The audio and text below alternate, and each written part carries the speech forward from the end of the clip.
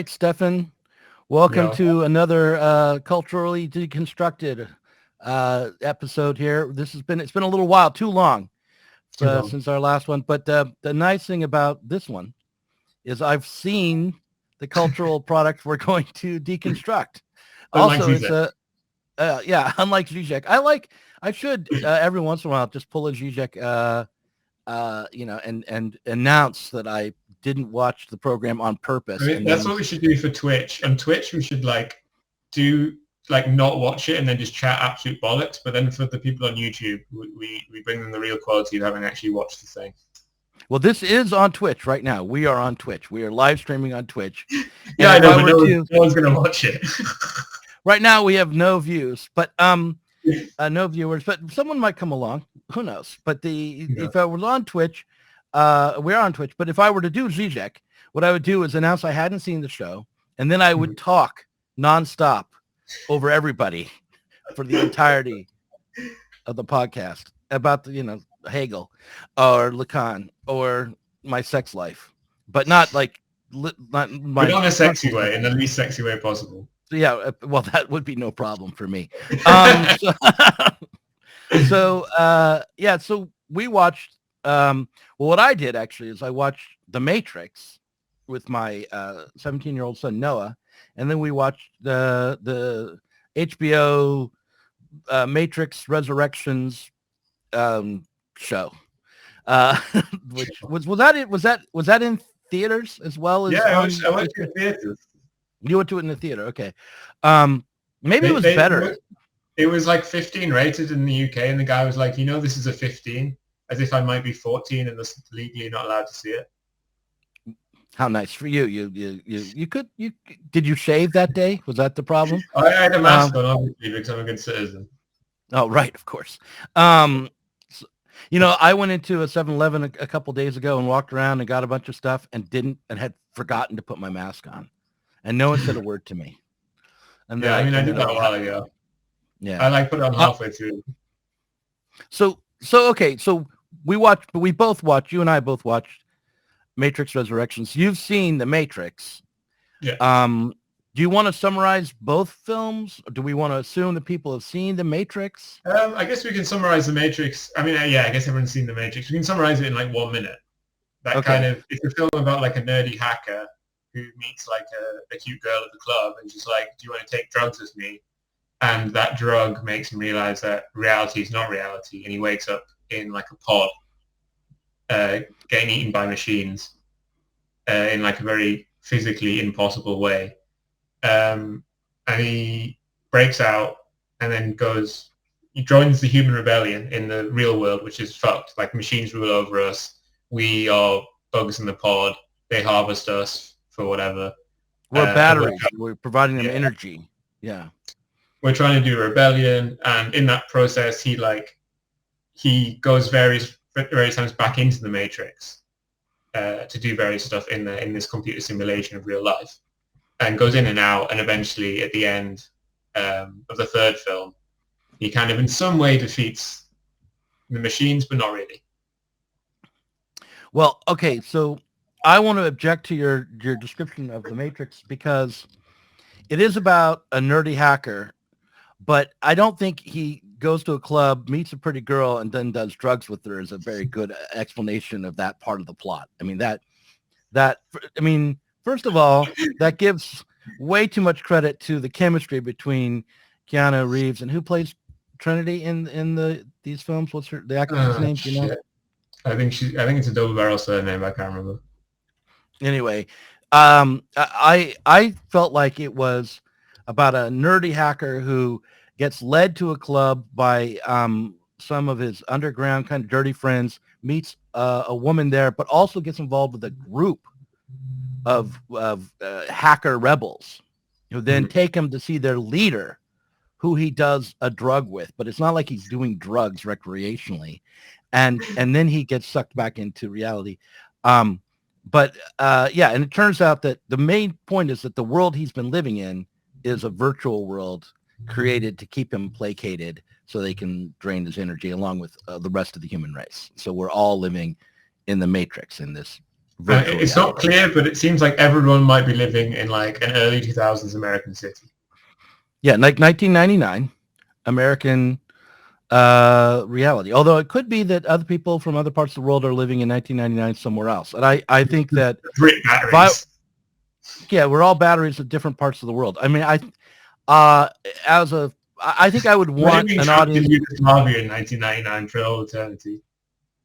Yeah, that would be fine with me. So the the thing is, I think there was a Matrix cartoon show, Oh yeah. right? And I wonder if parts of it were, in different parts of the world, if they made it clear that the Matrix was Yeah, I think they definitely international. traveled around, but obviously the Matrix cartoon show, none of it's in the Matrix. It's all prequel, Oh, it and is? I didn't. it turns out it was all our fault. Like we were complete dickheads, and that's why the machines took over. Oh, okay. Well, I thought some of it was in the Matrix. Um, I There was like a Maybe bunch there's of other cartoons. ones. I think there's a lot Like, of spin-off stuff. I also play the video games, okay, ironically. okay. Like Uh, around the time that the Matrix Reloaded came out, they put out a bunch of little short films that okay. were animated, and those were, I think, in the Matrix. But the point is that we're all living in the Matrix is sort of the message of the movie.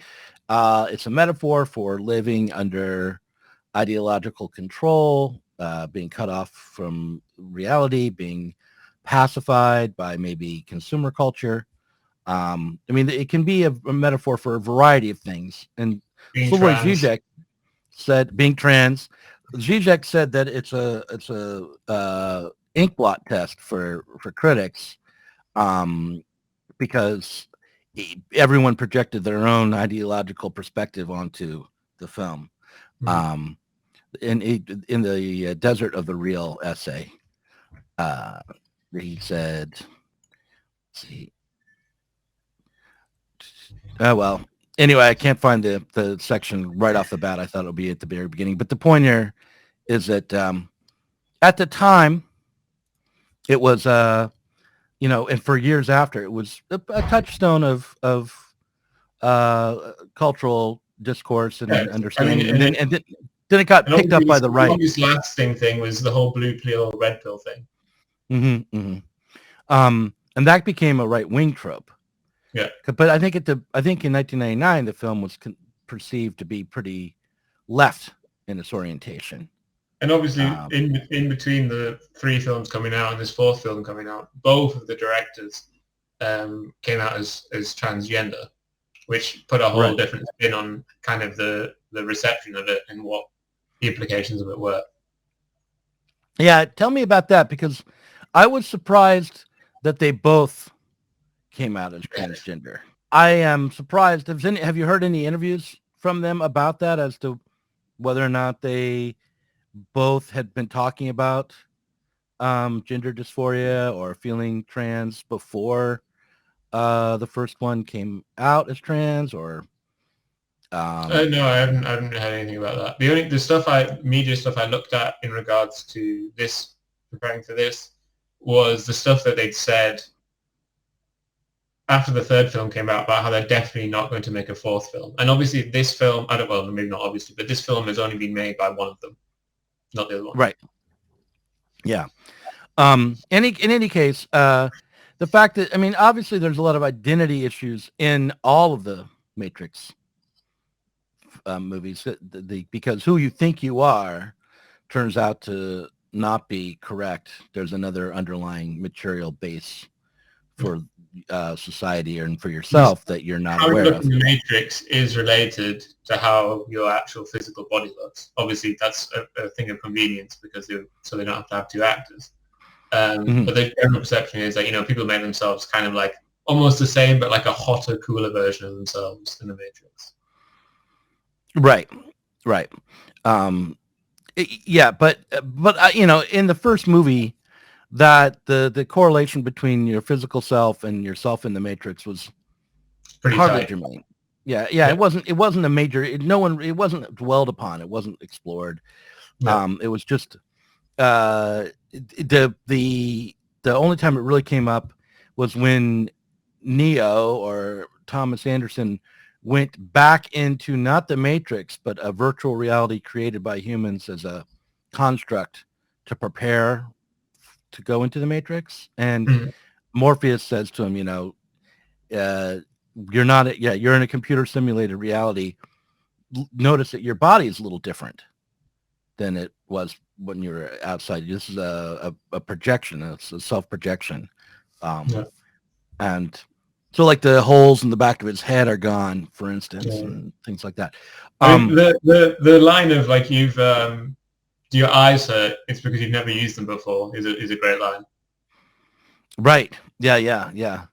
Um, yeah, it's I liked it a lot when I saw it in 1999, and I continued to enjoy the film. Just briefly, the Matrix Reloaded, which was a sequel, the first sequel, I liked that as well. I enjoyed that. I thought it didn't quite match the didn't have the impact, or didn't quite work as a film as well as the first movie did, but I enjoyed it. I thought, okay, this is on track. And then I saw Matrix Revolutions, which was the third film, and I just thought it was really boring, really dull, because too much of it takes place in the Very real little in world. the Matrix, yeah. And it's all these shots of these squid machines that are working for the Matrix about to attack Zion, and people in like transformer outfits walking around with big guns, and it's just like I just didn't care about any There's of not that enough kung stuff. fu in this movie, which is also a complaint about the fourth film. What was the complaint about the fourth film? There's not enough kung fu. About the third and the fourth film, that there's generally not enough kung fu.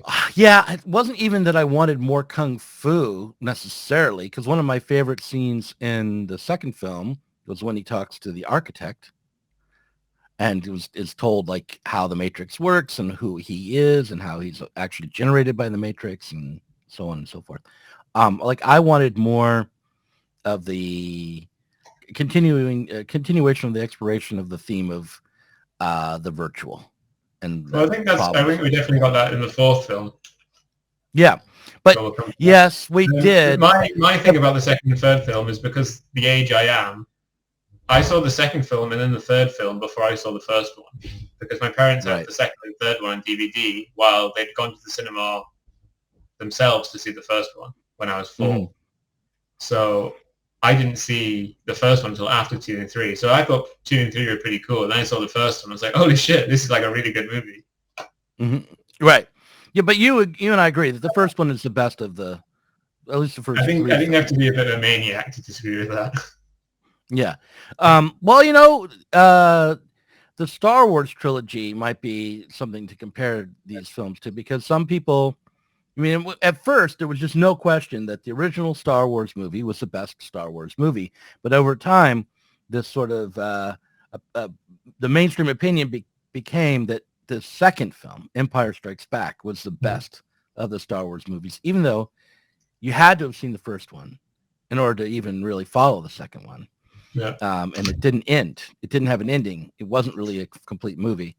But anyway, I don't think anyone would ever say that the Matrix Reloaded was the best one of the three. Okay, so Matrix Resurrections. The first thing I'll say about it is it doesn't have. Should I do the plot summary? Yeah, do the plot summary. You do the plot summary. So this film starts out, Neo is like a blue-pilled cuck. He's living in the pod in some kind of major city, no kids, no GF, no nothing. He makes video games. A very, very funny scene in the film is when he's presented with a video. He gets a Game of the Year award for making the best video game, and immediately tries to kill himself. Mm-hmm. And specifically, the video games he makes are they're the game versions of the first 3 films. So in the meantime, between the third and the fourth film, the Matrix, Neo's rebellion against the Matrix has been recuperated into a form of entertainment within the Matrix to kind of entertain and sedate people and keep them within the system. And also by portraying this system as media, this kind of rebellion as media, when anyone tries to be woken up in this way, they'll assume it's just maniacs who think this video game is real. Neo also especially he's on the literal blue pills. He has a therapist who's like a person that's trying to convince him that anytime he doubts the reality of the Matrix, he's a paranoid schizophrenic, and he takes antipsychotics, which are blue pills. He yearns for his metaphysical GF, Trinity, but in this version of the Matrix, she has a husband called Chad and 2 kids. Is his name really Chad? His name's Chad. Yeah, did you not see that? I didn't catch that somehow. Yeah, no. When he introduces himself, he's like, "Yeah, my name's Chad." So he's not. He just kind of looks like a middle-aged American guy. Mm. But eventually, Neo's still doing stuff. He doesn't fully believe that all of his experiences were just dreams or paranoid breaks or whatever. And he programs himself a new version of Morpheus within a computer program, and that computer program is found by some of the rebels, and then that computer program helps to break him out of it. And so Morpheus comes to break him out, but he's like too cucked and blue-pilled to do it. And so he goes back to the therapist, has another major breakdown. Scene cuts, he's back on a rooftop trying to commit suicide, or / find out the world's an illusion. And he's like stopped by one of the rebel girls, and he goes with her. And at this point, kind of the main thing of the movie starts. He breaks out the Matrix. He goes with the rebels, and kind of a version of the previous, especially like a kind of retread of the first film happens again. But the main thing now, well, there's lots of changes. For instance, everything's become a lot more ambiguous. Agents used to be like these fucking dickheads with sunglasses, and now they can just be anyone. But also within the rebels, there's rebel machines and rebel AI programs who have joined with the rebels to fight back against kind of the Matrix hegemony. But the Matrix hegemony is no longer the sole domain of robots, but of kind of robots and collaborationist humans. So it's all become much more ambiguous. Mm. He wants to rescue Trinity, but this would be a massive provocation to the machines. So like the cucked leadership of the humans try to stop him, but obviously he does it anyway. Mm-hmm. He goes back into the Matrix. He confronts the therapist who's been telling him like, you and Trinity are kind of the juice who've been running the simulation, the Matrix off. So your like video game and whatever is a very, well, I've said this basically, but it's made explicit in Neo there that kind of him being in the Matrix and Trinity being in the Matrix is how the Matrix is running. It's like running off them. And he's saying basically, if you fuck this up, we're going to go back to war again. So just get back in the pod. Get with that again, and we'll be at peace. Obviously, he doesn't, and then the heroes win. And then there's a very gratuitous post scene where they kind of beat him up. I like the film, but I really wish those last 2 minutes were cut. Where kind of one thing that also bears mentioning is that in the end, it's not Neo who uses incredible powers to save anything, but rather Trinity. Mm-hmm. Yeah. And at the end, it's her that's threatening the therapist and kind of beating him up and showing off her god powers. Mm-hmm. Yeah. I thought that was a little anticlimactic, that whole scene. But it wouldn't have mattered. It should have ended. That scene was bad. It was just bad. Yeah. It was very triumphant. It was just indulgent. It was silly. Yeah, I thought some of the better scenes, and it was really only because of Doogie Howser's performance, and that's how I think of what is Neil Patrick Harris? Is that the actor's name? Is Doogie Howser. I thought the scenes with the analyst were well done, and those were some of the more interesting ones. Although overall, if I have one complaint about this movie, it would be that the characters, despite the fact that I could distinguish one from another and kind of follow things, they were interchangeable.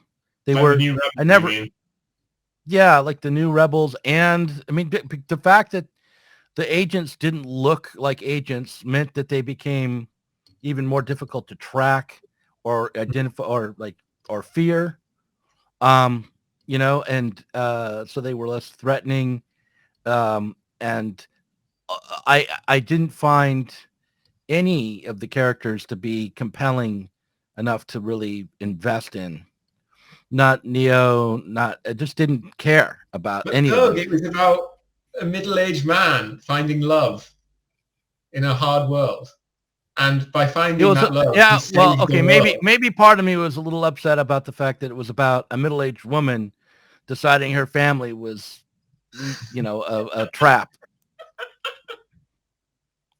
Uh, so I didn't like that very much. Um, but yeah, it was also about a middle-aged man finding, Trinity. But I never found the relationship between Neo and Trinity to be very compelling anyway. Like that was always a little tacked on. I don't know what it was about that actress particularly, but somehow, Do you mean, um, are you saying also in the first three films or in this one? yeah, in the Matrix too. I just Yeah. never found It's, the two it's of them. They like, were like mannequins bumping up against each other. There was no it's real. It's basically like something that I could erase. You could erase Trinity from the first three films. It wouldn't really matter. Like it says she's important, but kind of she's just Neo's sidekick, and like an emotional support dog, that just kind of comes with him and does stuff. But she herself never actually does anything.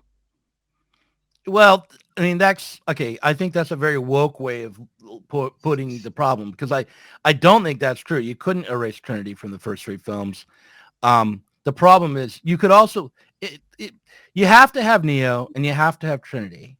Neo is pretty much without a personality in all the Matrix movies, But right? the key to the first three films is Morpheus, surely. Right. Morpheus matters. Uh, uh, Morpheus is what makes that film, The Matrix, really work. Um, but Neo is a bit of a cipher, but it's okay because he's an everyman character. The audience is supposed to sort of project their wish fulfillment fantasies upon him. The problem is with Trinity is that, um, you have a character who's supposed to be falling in love with the cipher, someone without much of a personality, Mm. and but also she's falling in love with a Christ figure. It just doesn't. Yeah, yeah, It just doesn't. It doesn't really work. There's no real spark between them. She seems like a leather kind of dominatrix type from the very yeah. start. Like, but she's supposed to be um, I don't know, pure and innocent and all in a way. And so like the whole thing is like there's this sort of punk underground scene that they're a part of as a real human race. That's And sort of there's no kind of countercultural. ambiguous. Trinity isn't ambiguous at all. Like there's no hint or suggestion or tiniest thing that she might be against Neo or that she might be anything else apart from what she seems to be. Like she never doubts that he's the one. I think she's like the second believer after Morpheus. Mm-hmm. So I think Yeah, I mean, yeah. So having a romance based on the main the either one of the characters absolutely like worshiping the other, and when there's very little to worship, like it would have been much better if she had been angry with them. Yeah, I don't think a romance comes out of that kind of protective maternal thing. I think that you have to be, it's more like, oh, this guy's a shit. I don't like him. I want everyone to know how little I like this guy. It's, I think is these are what both very bad ways of going at it. I don't agree. My way is the correct way. This is how romance is done. They fight until they fall in love. That's how it goes. Men's room. I am not a sexist. Not only are you a sexist, but you are the sexiest sexist it has ever been my good fortune to satirize. Satirize? Satirize, scrutinize, fantasize, etc., etc., etc.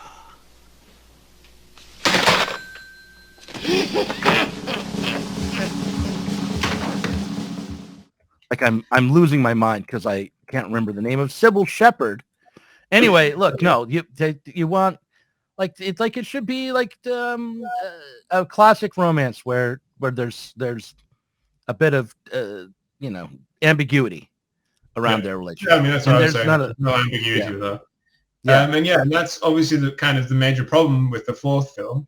While I found kind of the world building to be much more interesting, the whole crux of the film is basically them being like, oh, you know that Trinity Neo romance that was so amazing in the first 3 films? That's now going to be the foundation of not just kind of the 4th film textually, but also like, well, extra textually, but also textually in the film. This romance is both the center place of the Matrix and the way that you can remove it. And that just seems completely unconvincing. Yeah, no, I didn't see any hint that they were significant in the new Matrix. You were just kind of told that. Yeah, you're just told that. But there was no, I mean, people played the video game. Obviously, like it made sense to me that Neo's work at making Matrix films would have a massive power to recuperate the Matrix to the people in the Matrix. I think that's definitely true. Yeah, I mean, if you really wanted to explore that theme, what you would do is have that beginning section where you had the badass human, rebel fighting agents. You would have that character get captured by the agents, taken to a mental hospital. Yeah. And that's what I thought the whole film and was have gonna like be. somebody on TV or on the internet saying this Matrix video game is destroying the youth. They're disconnecting from reality. Did you ever see that really shitty film where it's about kind of like hot girls in like a mental hospital, but also they're in a burlesque place, but also they're fighting giant robots? The 5th thing is a mystery. Begin your journey. It will set you free. He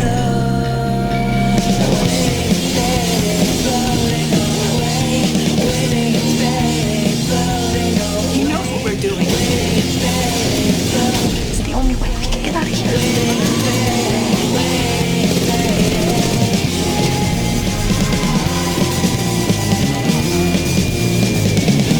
If you don't stand for something, you'll fall for anything.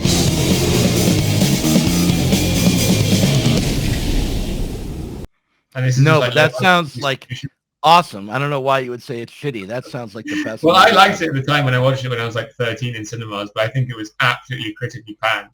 But that was a film which did the schizo stuff the whole way through, where it was like, she's a girl, which is in a mental hospital, who's hallucinating that she's in a burlesque group, who's hallucinating during her performances in the burlesque group that actually she's fighting like giant robots and like monsters and stuff. That sounds awesome. Yeah, in any case, they could have played up the centrality of Neo and Trinity to the new Matrix, and make it so that the new Matrix was about feelings of alienation, that it was purposely constructed, pushing people towards the real world. pushing people towards this revelation of certain types, basically using the construct of the Matrix to weed out those who might discover it on their own and get them under some sort of treatment and control. And, then you would have had, when he did get out, when rather than saying, oh, we've got this perfect reality worked out where we have strawberries and the robots are our friends, it would be, there are fewer and fewer human beings coming into the real world. You failed, even though you thought you succeeded. That's the thing, that Neo is apparently making the Matrix much stronger with his recuperation stuff. But when we go to the human rebels, they're thriving more than they ever have been. Right.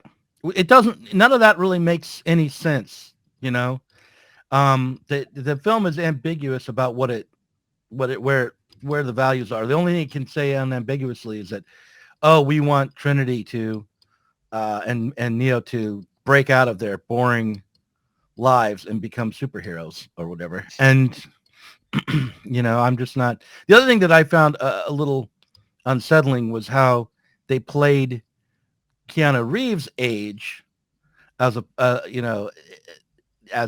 plot point in the movie. I mean, which was really, I don't know if that was necessary. When's the last time that he did a John Wick movie? Like last year? This year? I think he's making 4 right now. Right. I mean, in those, he does incredible action sequences and kicks everybody's ass and kills everyone, like a whole army of people. They could have certainly choreographed him to come off as badass if they had wanted it. him to come Oh up yeah, with but that. he does in the middle segment when he's fighting against the kind of like degraded AI. When he's fighting the Agent Yeah, Smith. when he's fighting Smith. Yeah. Yep. Yeah, but yeah, okay. I don't know. I found He's not also that just on cooked and the blue pilled. huh? He's not that Is cooked it- and blue pilled. No, that's true. That's true. He does fight, but it ends up that he has to like use a special new video game move in order to defeat, like where it's an energy beam or something. Yeah, yeah. He doesn't like throw it's people. less tactile. He just goes, boop, Yeah. stay back, stranger danger. Right. Overall, I thought the fights were less compelling, and I thought that the movie itself I don't know, it was the cinematography wasn't as good. It just everything seemed really crowded and dark. Maybe it was because I was watching it on my own TV, but I had watched the first Matrix on that same set, and it seemed really compellingly shot and put together. And this was just less clean and less organized and just seemed more like a mess. And I didn't track who I was supposed to care about or invest in anyone. And you know what was missing is Morpheus. The fact that they replaced Morpheus with a robot, like a computer program, who half the time showed up as like little bits of metal flying Yeah, that was around. a bit silly. They made him a computer program when they could have not have, presumably. They could have found a way to reconstruct the third, so he isn't like he's not like a agent. He's not like a computer program, but like Neo hacked someone's brain or whatever. I'm sure they could work something out. They made him into a computer program, but then he appears in the physical world anyway. So it's like, why did you bother? Right, and also the way that actor played. I mean, kind of did a. I mean, this was. Well, it was again like meta commentary. He was like Right. an ironic Morpheus. Yeah. Why? Why is that a good idea? I mean, I can see why. I'm going to be negative, but I really like this film. Yeah, I know, but I liked parts of it too. But I like if you want to do the meta commentary, do it when he's in the Matrix and blue pilled. Yeah. Make that the irony around the Matrix something that's keeping him in place, keeping him cucked, and then let us start to believe in the plot when it actually turns out to be true. We shouldn't, or if you don't want us to, then maybe hint all the way through to the end that he really is schizophrenic and that the whole thing a little bit more than I think the first third of the film introduced some like really exciting themes I thought they were going to go with, and then they didn't really. One good thing I liked a lot, which was I felt I related to or whatever, is when he's meeting Niobe again for the first time, and she talks about how the Matrix like fills your head with like constant noise, like constant buzzing and background noise, and that you never hear like any kind of silence at all. And that's like how I live my life. Like I always have music on, and if there's like the room's like actually silent and quiet, that feels like an aberration to me. There lots of things were accurate about how they depicted the contemporary moment, right? Yeah. And one of the things that was probably could have been played upon more is that the division between the unreal world of the Matrix and the real world of human struggle, where that was undone, that was erased, that the boundary between the two was somewhat erased. So what I would have, here's another thought, the analyst character who is meant to be keeping him in the Matrix could have been either like a real human being who was who was being who was just doing his best to keep him in the grounded in what he thought reality was. That would be one way to go, or a program, but a program designed to be an analyst to help humans adjust to the Matrix. Well, I thought it could be a knowing human, a human that knows he's in the Matrix, but obviously throughout it also in No, well, here's my. I don't want to be that because I want to get to the end of this thought. If rather than have this Morpheus AI be what breaks Neo free, have the therapy be what breaks him free, even though it's meant to bind him to the Matrix. Because Neo finds his therapist annoying, or because he like big brains? No, because it's actually based on psychoanalytic therapy. Mm. So even it's it works. It works to find the truth, even though that wasn't the point. You mean? Right. Yeah, right. like they their own programming is too much. He's too much of an analyst, and so it leads them both to a breakthrough accidentally, just formally. And like you could even have scenes where the agent Smith is talking to the analyst and saying, "What are you doing?" And he said, "Well, I mean, right here in the manual on therapy." Just following the rules, bro. That's right. Right. So that would be anyway. But you were saying that he could be a real human who also knew that he was in the Matrix. Yeah, because in the first 3 films, we have that traitor character who was obviously like, in my life in the rebel world, I eat regurgitated shit all day and fight an internal rebellion, which is certainly going to lose. Mm-hmm. I'm going to betray them and get out of it because it's shit. And obviously the Matrix is better. Right. And that is something which presumably many people would choose. Obviously the Rebel City is now better. But I think lots of people, if they had the choice, would jack back in to the Matrix, right?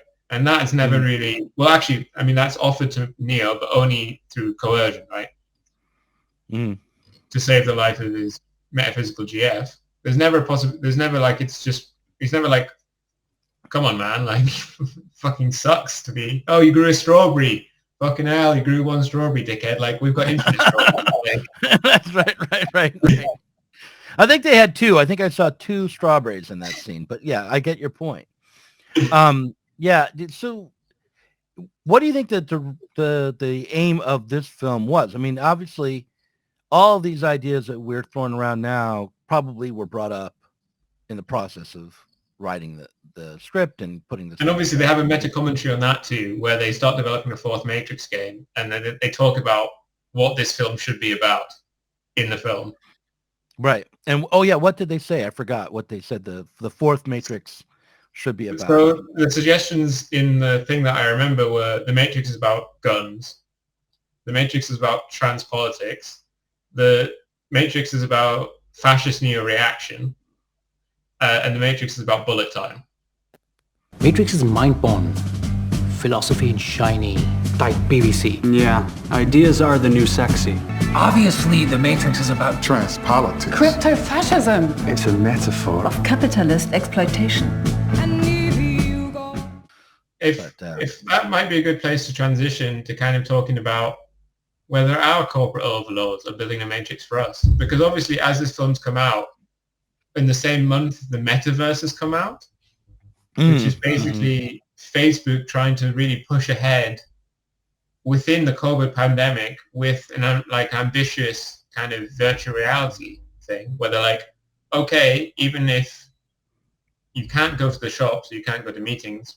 I mean, obviously, there's not much reason to these days, but there's lots of people that are hypochondriacs. If you can't do these things, or your business is trying to cut money and you want to just hire people living in Portugal or whatever, we can have all the goodness of shopping in Walmart or going to a business meeting, which is obviously no good at all anyway, but in VR. So have you seen I watched it. Yeah. And the kind of incredible janky kind of buying wine in Walmart. Didn't in my video on boring dystopias, I talk about the metaverse a bit. Yeah.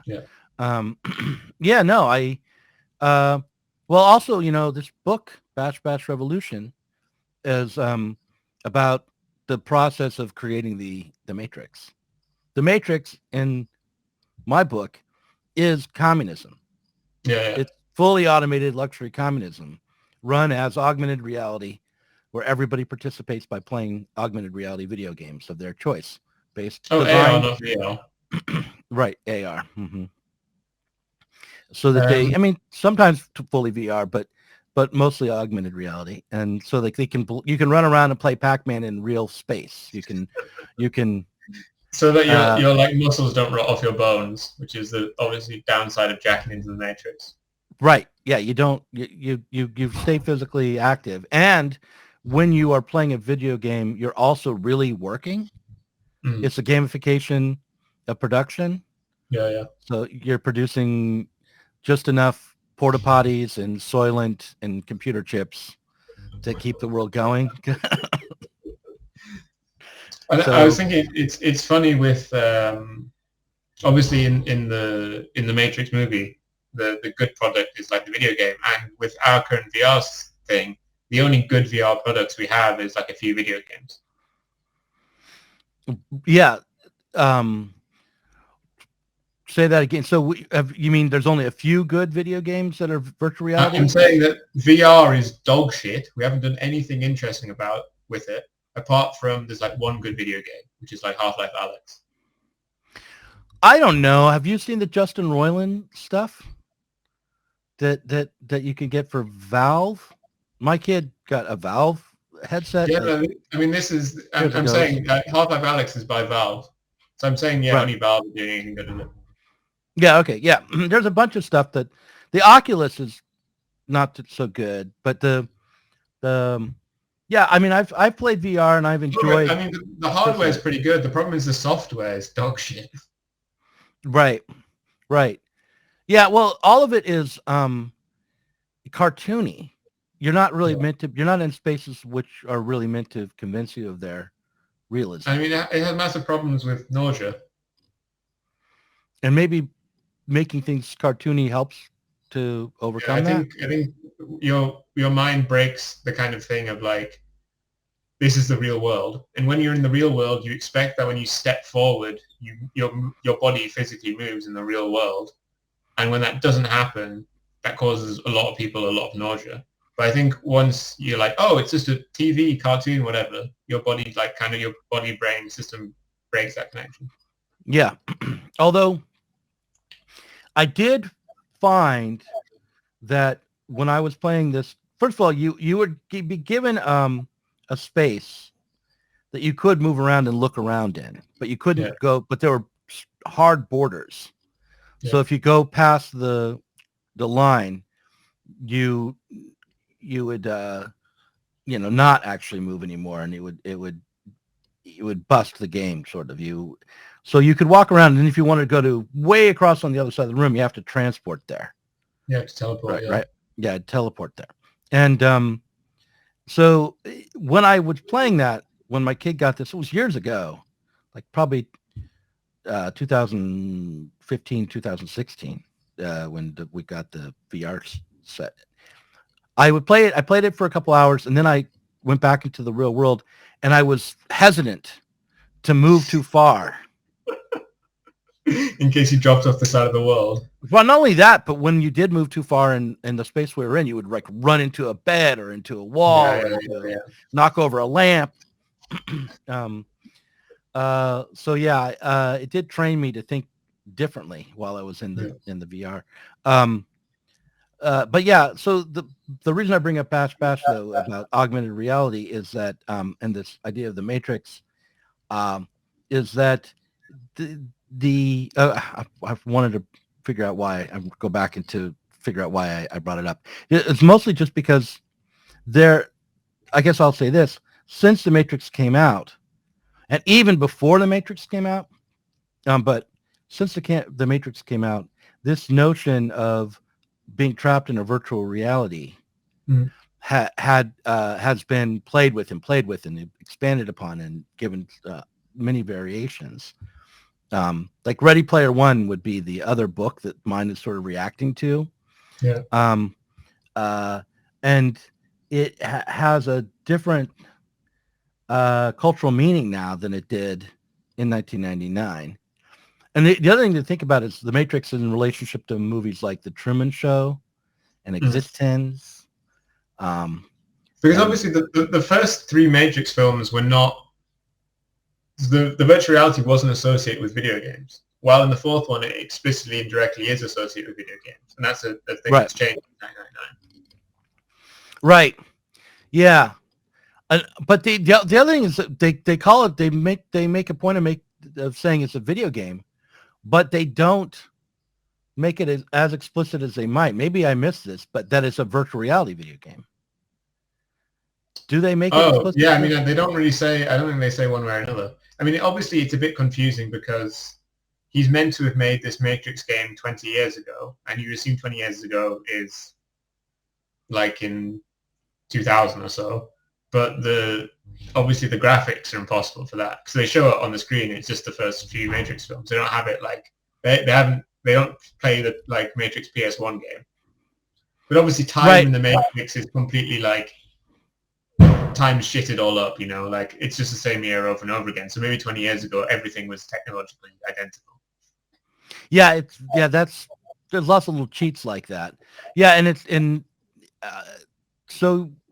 Right. I mean, I just didn't even think about the fact that the supposed video game we were watching on the screen was actually the first movie. I just thought, oh, yeah, they're using the video game as an excuse to show us the first clips from the first movie. And yeah, if they had wanted to, again, they could have shown, for instance, they could have gone with Trinity. They could have had a scene where Trinity was with her family. Yeah, in her house, and then decides to play the Matrix on her own as a virtual reality game. And that would have been a scene which was not action-packed, didn't include bullet time or big fights or the agents chasing people around. It would have been a quiet scene, which then might have ended with or developed into a big fight scene for her on her own, right? But anyway, I just think there were all these. Like it could be like a big fight scene, and then it kind of zooms out, and it's just her in a headset in the living room, and her kid's like laughing. Yeah, and she's like knocking over lamps. Yeah, right. Yeah, which is, by the way, how it would have been in Bash Bash Revolution. It's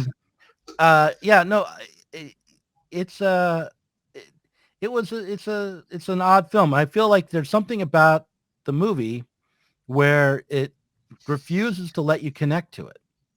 I mean, you could connect to the Matrix. You could follow. Even though Neo was sort of a flat character, there was enough grounding, and Morpheus's performance was so good, and you did get the sense of the grittiness of human life once he comes out, and you get the feeling that those people in that ship are, not just video game characters, but they're kind of almost movie people anyway. And so, and I just felt like this movie was really more like, it seemed like TV somehow to me. It just seemed very far away. Maybe because I was watching it. Because you're watching it on HBO. Yeah. But I did think to myself, wow, was this movie expensive to make? Because there was a feeling of it being cheap to me somehow. Yeah. But I mean, it's an interesting thing that I think, there are obviously we're having a transition to watching films on TVs and stuff. And that in of itself is making these films kind of not be a viable medium, because to kind of legitimate the cost of films, which is so much more TV per hour or whatever, you have this incredible experience that's more than TV. But when people watch them on the TV, the experience between the two can't really be that different, Mm-hmm. But I did watch the Matrix. It was a lot of money. Yeah, I know it was a lot of money, but I watched The Matrix on TV before I watched this, and it had a different feeling. But maybe that's nostalgia. I think but it's also, I was going to say it's different because you saw it in cinema, right? Mm. Yeah. Oh, so maybe I'm 190 million, which is for Hollywood not insane. I mean, I think that's like a medium-sized Marvel movie, but yeah. But how much did The Matrix cost to make?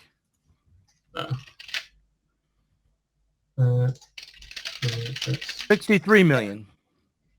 53, which is, I don't know, what, 100 in modern dollar. Yeah, probably twice that, something like that. Yeah. So I just felt like it was the feeling of it was just more like I don't know, the scenes were darker, the characters were more interchangeable. I didn't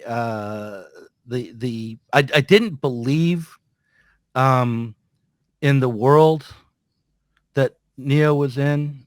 Like, one of the things about the Matrix was I sort of bought that he was in contemporary world, and this Matrix world just didn't seem, it wasn't grounded in the real present the way that the first Matrix was. You know, it didn't seem, it seemed like it was grounded in some I don't know. To me, world. that it felt like very much a real guy that exists. Obviously, not me and not anyone like me, but there's definitely guys like that. Well, I'm not saying that there's nobody who lives in a, who works in a skyscraper for a gaming company, and He's only friends with his therapist and his like gamer servant. Right. Yeah, I guess so. But I don't know. The original Matrix, there was just a feeling of grittiness to it, and there was a feeling of a connection to the moment, whereas this didn't feel like it was connected to any moment. Maybe that's a commentary on the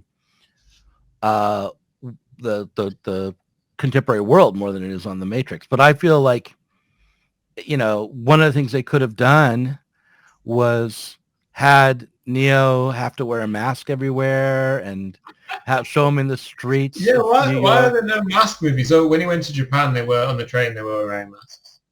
They were. That's true. They were. That's right. But yeah. But that. Why are there no mask movies? There's probably one where people actually set in 2030, all films they'll have masks on. They'll be like, in the scary year of 2021, everyone wear masks. It's just whatever, like whatever the contemporary moment would be like. But I guess the thing is that the film was, because these films take so long to make, it was all kind of written and conceived before COVID, right? Oh, that's true. And then COVID kind of made it a much more relevant film, but also like it made it in other ways more relevant, right? Yeah, I'm just saying that there was something about there was a flatness to the whole thing that I didn't feel when I watched the original Matrix. My feeling is that if we take like a Matrix film to be a film about this kind of blurring of reality and all this kind of stuff, the first film fails at this and barely even tries to do that, but it's a very good film anyway. While this film is the first Matrix film to actually try to be how I would understand a Matrix film to be. Like, it's the first attempt to make a Matrix film in the sense of it being this schizo film, like the highest budget possible schizo film about like the twisting and losing of reality. But in the end, it doesn't quite succeed in doing that. Have you ever seen a movie called The 13th Floor?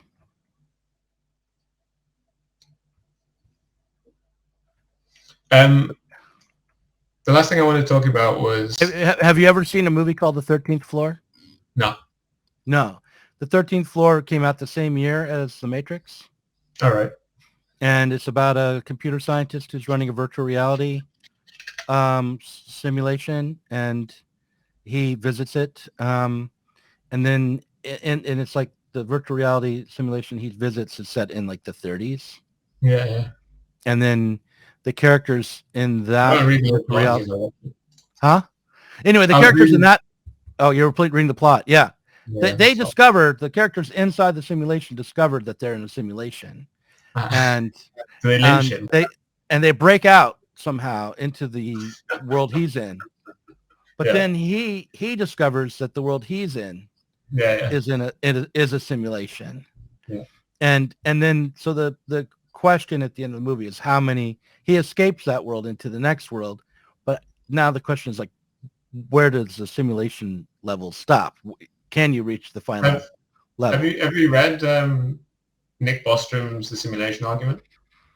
Yeah. Because obviously in that he says that basically if we assume there is a simulation, we should not assume that there's only one level to it. We should assume that there's an incredible number of levels to it. That basically, especially if we find out that we can simulate something, we should definitely assume that we're somewhere in the middle of like a massive chain of simulations. Right. Right. Do you buy into his argument? Not at all, no. Though for very idealistic reasons. Okay. I don't think advanced civilizations would make simulations because they're deeply immoral. Oh. Why? Because why are simulations immoral? If you're living in luxury communism, and then you force 100 billion people to live first through kind of the long Stone Age, the short Stone Age, the medieval times, blah, blah, blah, early modernity, like it's wrong to simulate the Holocaust. Okay, but you're assuming that everyone who would be in one of these simulations would have would be self-aware. Yeah, but that's what Nick Bostrom says. The point of this thing is that they are an ancestor simulation. And so the point of it is to make it an exact copy of your history to the greatest degree possible, and then probably change that one variable. But everyone in it needs to be a proper thinking human being for it to be a proper... That's what you're simulating, basically, your ancestry in this way. And obviously, if you get into stuff of people not being real or whatever, then, everything's out the window and you can do whatever. But this isn't the suggestion of kind of the simulation argument. Right. Yeah, I always thought that there was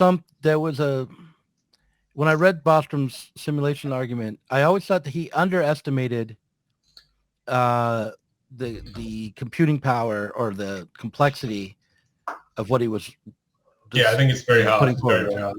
Because every single simulation would actually be a process of creating, 6 billion at this point, 7 billion simulations? I think we're 8 billion now. Okay, 8 billion. How many McDonald's sandwiches have been served? Yeah, 7.9. 7.9 billion. God. So yeah, you would have 7.9 billion simulations that you were running, because every single person is actually living within a simulation of their own subjectivity. Yeah. Right. So, and then you would have to track. I mean, also, and those simulations would not necessarily correlate. Right. Not completely. I mean, the physics simulation on like a modern computer to do something like to have like a real object like this crushed by another real object like this and to react in a realistic way, that would take like weeks of processing to do that thing I just did there. Right. And now imagine that every single conscious being in your simulation has that program associated with their consciousness and a very complex, multifaceted, self-aware AI, because you're talking about and as far as artificial intelligence. There's people that talk about like glitches in the Matrix or whatever, but not once have I put my hand on the table and clicked through. Like our simulation of life seems very, very, if it's simulation, it's very, very good. Never have I like thrown something, or like the physics in our world is very reliable and very good. Yeah, I've had that happen a couple of times, but not when I was sober. Schizo.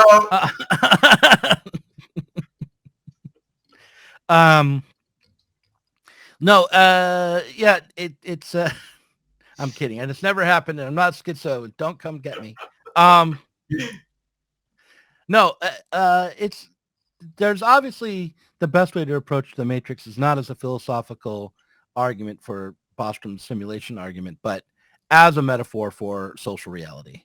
Yeah. Today. And the thing I wanted to ask is, do you think I think there's a lot of talk about this, but do you think in our moment there is actually kind of a blurring in our lives between virtual and reality? Because I don't really think so. I think what's happening is lots of people overestimate how important the virtual is and how much power the virtual has over the real or the physical or whatever. But I don't think people really get confused between the two. Okay, well, I side with my buddy Zizek. I like to think of him as my personal friend. I have talked to him a couple of times. So yeah, Zizek has a movie that came out called The Reality of the Virtual. Mm. And he said there's a lot of talk about virtual reality today, but virtual reality is sort of a dumb, impoverished, sucky thing where we try to imitate the real world, and convincingly.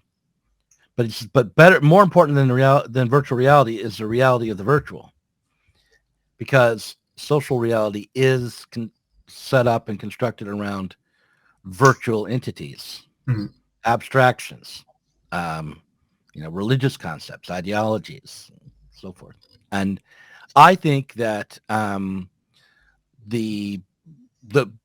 upside of thinking about the way in which the virtual world and the so-called real world are blurring is to be able to see the extent to which our own fantasies and desires and ideologies and imaginings are actually construct or constituent of the so-called real world.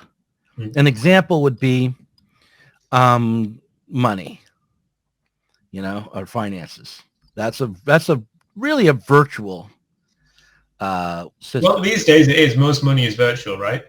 It used to be that first all money was transported into gold, then all money was paper, but now most money is not even paper. It's virtual. but I mean, money as a unit of exchange and as a store of value, is virtual even when it's paper or gold. Yeah. Because gold as a useful commodity is not serving the function of money when it's used as when you put it in your teeth to close up a cavity. It's not it's very different kind of thing than when you're using gold as a unit of exchange. And that value that gold embodies is an abstract value, but it's real. It's based on real physical labor. So the value of money is virtual, but it's also real. So virtuality and reality are not, they're interconnected. They're dialectically in opposition to each other in a constitutive way. Did you see that Bitcoin got fucked up in the past 2 weeks? No. What happened with Bitcoin in the last 2 weeks? Because of the protests or whatever in Kazakhstan, they shut down the internet there. And because Kazakhstan is one of the few countries where the electricity is sufficiently cheap that it's still viable to mine for Bitcoin there in a way that you'll profit from. About 20% of the world's Bitcoining, mining and hashing and transportation of data flows through Kazakhstan. And then this tin pot kind of government just closed it down and Bitcoin lost 20% of its processing power. So just to say that I don't understand what the deal is with. I do not understand why it takes so much power to create Bitcoin, or what Bitcoin mining is, or why graphic cards are suddenly so expensive because of. Well, Bitcoin the thing with mining. the whole point of Bitcoin and these things is there's no centralized exchange. There isn't like any kind of central bank or whatever that authorizes payments or authorizes who has money or whatever. But the alternative to that Bitcoin has is that basically before doing anything, it checks with everyone.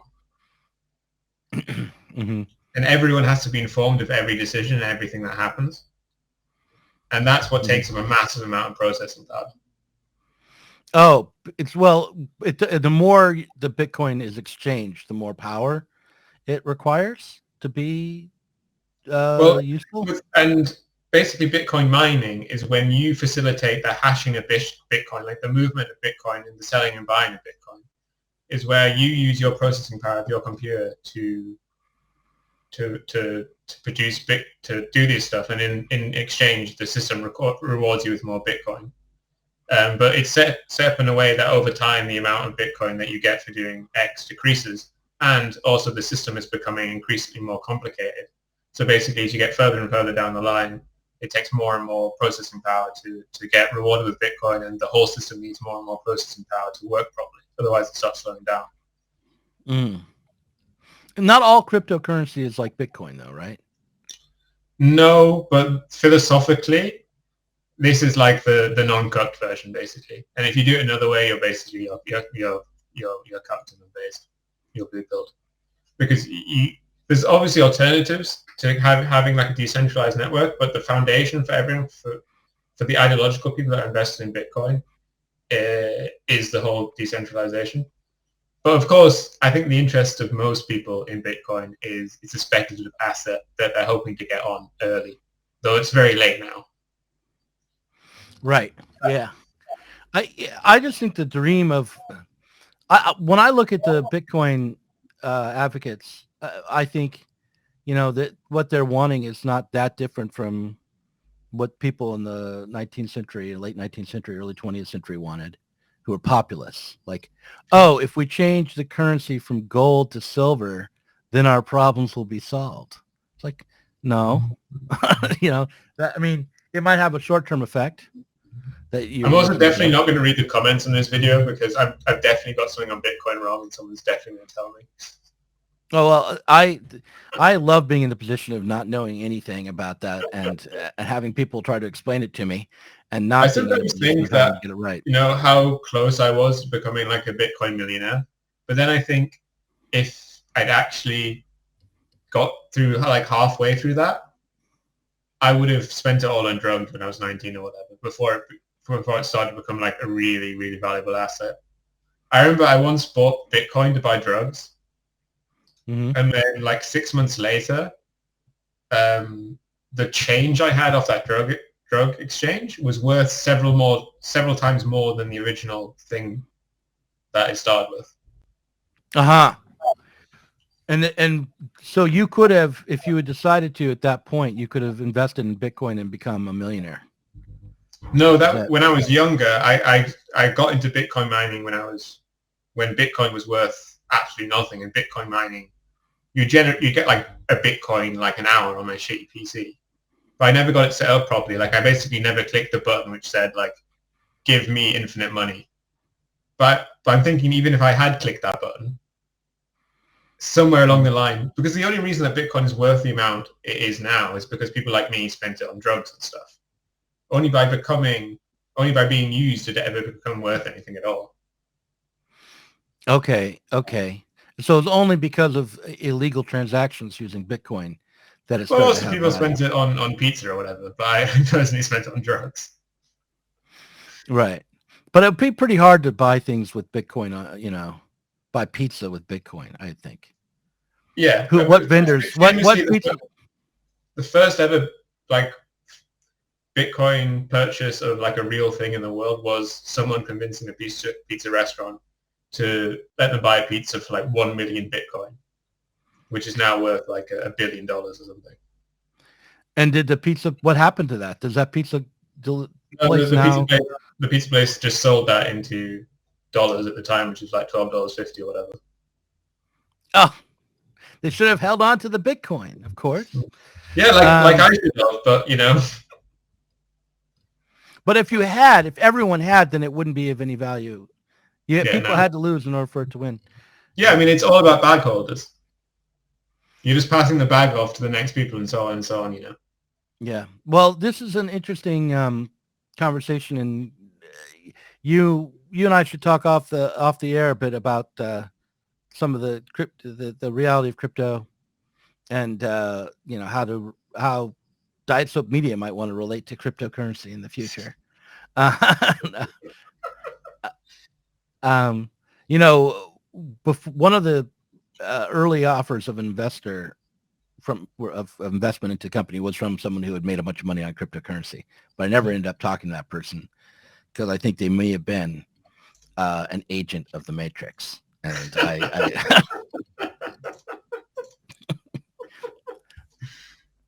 So I think we've got a show here. We got about an hour and 12 minutes. Gene never showed up, but that's all right. We did it. Your son never turned up. Get him now. I'm going to talk for 1 second. I don't know. No, it'll take too much effort to get him out of that bed. I just want to say it's a good film. I said a lot of bad things about it, but I liked it a lot when I was in the cinema, and that's what actually matters. Okay. That's what a good film is, when you sit down for a while, and in the end you're like, that was cool. And then you think about it, and you're like, that was actually bad. But that means it was good. Okay. I got bored during the film, but I was watching it on TV, so that's probably part of it. I was not swept along with it as much as you were. I would say that it was better than the third one. I'll give it that. And maybe I'll watch it again. But you know, I definitely think that watching the Matrix films, certainly the first one and this one, is worth doing, to think about how our understanding and relationship to ideology might be altering. So I do think that to the people in the comments, I don't think we know what film we're going to do, or movie we're going to do next. Probably a movie, so we don't have to do too much homework. Yeah, we don't have a plan really. So if you write in that text box on Monday what film we should do, we might do it. Yeah, that's a good idea. And also, you know, I would like to do a show like Succession, and something a little less sci-fi. Yeah, I mean, we can do that probably. I mean, not Succession because it's too long. But okay, all right, that's fair. Yeah, we can do non-sci-fi fantasy. Yeah. We can also do old stuff that we've all watched, but we don't have to do homework for, like The Wire, if we've all seen The Wire. You say that. I haven't watched The Wire. I've never seen it. Well, but you know what I mean. Like, we can do like Star Wars, you know? We could. Star Wars. Well, let's let people suggest what we watch next. But you know, the obvious thing that we could talk about, but I think it'll be kind of real late to talk about, would be Don't Look Up. Yeah, and you've already made a video on it, so we can leave it. Yeah.